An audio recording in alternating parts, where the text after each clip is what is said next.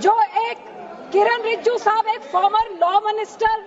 एक minority community को belong करते हैं, आज वो खड़े होके उनको मुसलमान कहां से याद आ गए? जिस माइनॉरिटी कम्युनिटी, जिस पार्टी की सारी पॉलिटिक्स ही हिंदू मुस्लिम की पोलराइजेशन पे डिपेंडेंट है,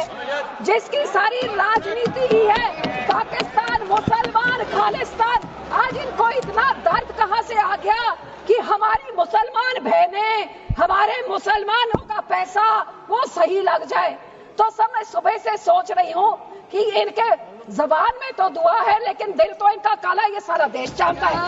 और यही कारण है कि संसद में 24 मुसलमान मेंबर है, सब इस तरफ, उनमें से एक जना भी इस बिल को सपोर्ट नहीं कर रहा है। जेपीसी के मेंबर इसको सपोर्ट नहीं कर रहे हैं, इनके लोगों को छोड़ने के बजाय, और देश की कोई माइनॉरिटी सपोर्ट नहीं कर रही है। जिनका बिल इतना अच्छा होता तो तारीफें होती, लेकिन हाँ माइनॉरिटी है, आपके मंत्री है ना इसलिए, लेकिन सर ये सोचते सोचते मैंने सोचा कि इसके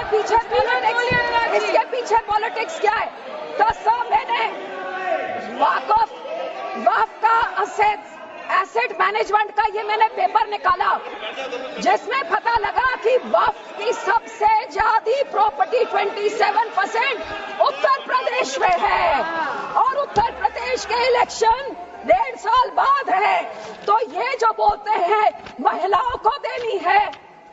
मैनेज करनी है, तो सर ये तो सिर्फ ये 27% वक्फ की बॉडी जो सिर्फ एक उत्तर प्रदेश के राज्य में है, ये तो राजनीति सब उसकी है। अब तो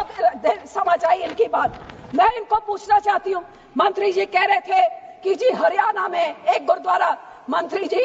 जो उस यमुनानगर में गुरुद्वारा है वो हाई कोर्ट के ऑर्डर के हिसाब से हुआ था, लेकिन मैं आपसे पूछना चाहती हूँ,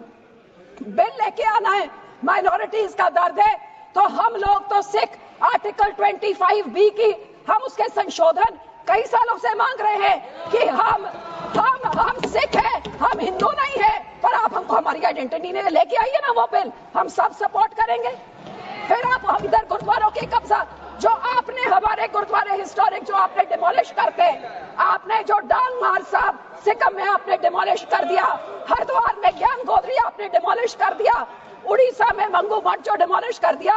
जो माइनॉरिटी के गुरुद्वारे आप डिमोलिश कर रहे, बहुत अच्छा आपका अयोध्या बन गया,